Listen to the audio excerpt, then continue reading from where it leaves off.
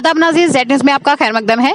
आज के इस तरक्की याफ्ता दौर में भी हमारे दूर दराज इलाकों की ऐसी हालत है कि जैसे अंग्रेजों की गुलामी के दौर में गरीब लोगों के साथ जानवरों जैसा सलूक किया जाता था।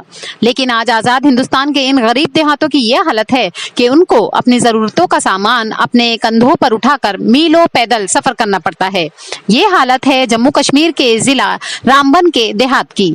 वहाँ के बहुत से गाँव जैसे दरदाई, खोरा, अहमा, ब्रातसोल जैसे इलाकों में इन गरीब लोगों को अपना सामान अपने कंधों पर उठाकर ले जाना पड़ता है।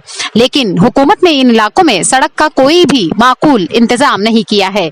यहाँ के लोग आज आजाद हिंदुस्तान के रिहायशी होते हुए भी गुलाम हिंदुस्तान वाली जिंदगी गुजारने पर मजबूर हैं।